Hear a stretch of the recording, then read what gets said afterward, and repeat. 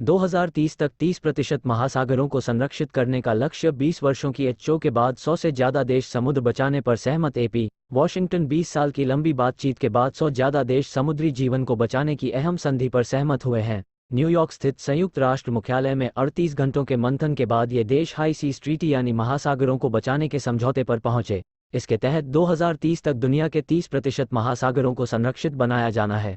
इसके तहत इन महासागरों में वास कर रहे समुद्री जीव जंतुओं, खनिजों की रक्षा करना और उन्हें नया जीवन देना है। मुझे क्यों है अहम, ये पहली बार है जब संयुक्त राष्ट्र के सदस्य खुले समुद्र में जैव विविधता की रक्षा के लिए किसी बड़ी संधि पर एकजुट हुए हैं। अभी तक इस मकसद के लिए फंडिंग और मछली पकड़ने जैसे अधिकारों पर बात बन नहीं पा रही थी। क्या है हाई सीज? तट से 200 नॉटिकल मील तक के समुद्र पर उस देश का अधिकार होता है। इसके आगे का हिस्सा हाई सीज यानी खुला समुद्र कहलाता है।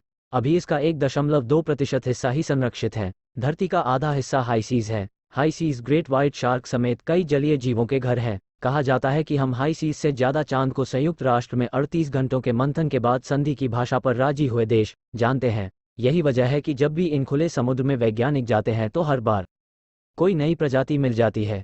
शून्य संधि से क्या होगा? यूएन में 5 दौर की वार्ता के बाद ये संधि मुमकिन हो सकी।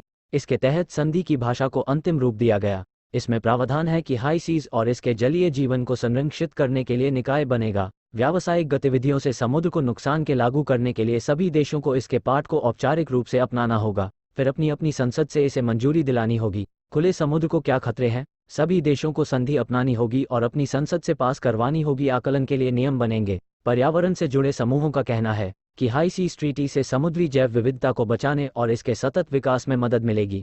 संधि लागू कब होगी? संधि को सीमा से ज़्यादा मछली पकड़ने से जैव विविधता खत्म हो रही है। साल 197 से देखें तो खुले समुद्र में शार्क की तादाद 70% तक घट गई है। खुले समुद्र में बहुमूल्य खनिजों के खनन की योजनाएं नया खतरा है। कई सवाल भी, खुले समुद्र के कौन से इलाके संरक्षित माने जाएंगे और यह कैसे तय होगा? अगर कंपनियां वहां खनन करना चाहती हैं तो पर्यावरण पर पड़ने वाले असर का आकलन कैसे होगा?